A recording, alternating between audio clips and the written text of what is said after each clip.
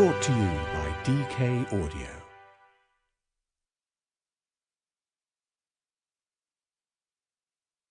DK Audio presents the World War II book, Big Ideas Simply Explained, by DK, read by Charles Armstrong. Introduction. World War II was the largest and most terrible conflict in history. An ideological contest that saw two opposing sides, Axis and Allied, locked in a battle that could only end in the destruction of the other. The bitterness of the fighting was reflected in the casualty lists. More than 50 million people killed and millions more wounded in body and mind. The war culminated in the dropping on Japan of the atom bomb, a horrifying new weapon that could wipe out humankind itself. Shared ambitions.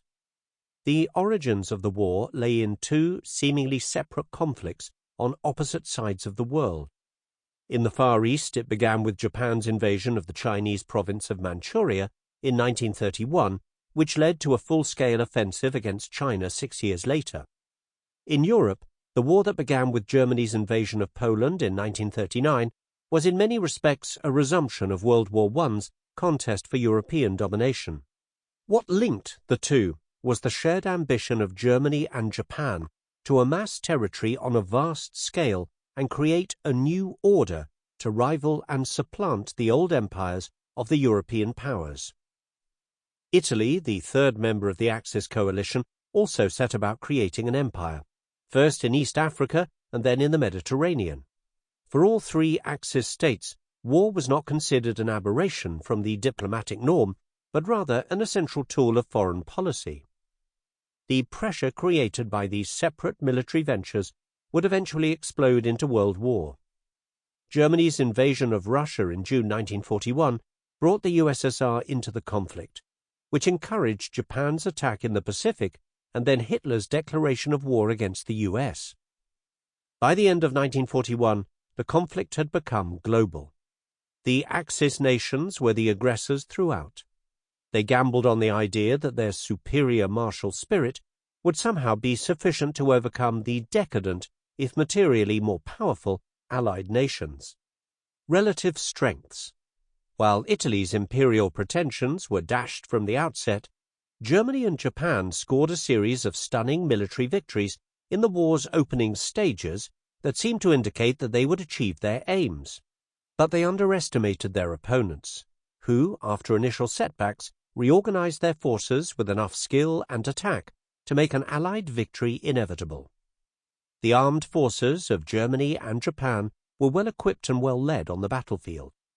In addition, their determination was a remarkable factor that significantly prolonged the conflict. At the highest level, Allied leadership was superior to that displayed by the Axis powers. Winston Churchill, Franklin D. Roosevelt, and Joseph Stalin shared a global outlook and were prepared to work together to achieve previously agreed objectives.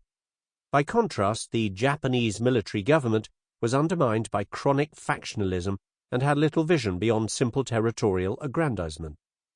Hitler could not see beyond his obsession with gaining Lebensraum, living space in Eastern Europe. Mussolini was merely a vain fantasist. None of the Axis governments made any serious attempt to cooperate with their ostensible partners. The Allied nations had access to greater material resources and used them more effectively than the Axis. The US and the USSR were masters of mass production, and Britain also made a useful contribution to the economic and military muscle that was needed. While the Allies produced well over 4 million tanks and other fighting vehicles, the Axis produced just 670,000. Good oil supplies were also vital, and by the end of 1944, the Axis could barely operate what mechanized weapons they still possessed because of fuel shortages. The Allies also proved more capable than the Axis in the field of military intelligence, including breaking both the main German and Japanese secret codes, and in utilizing civilians to develop new technology. Germany, once a scientific powerhouse, found itself surpassed by the Western Allies. It led in the fields of jet aircraft and rocket propulsion. Sample complete. Ready to continue?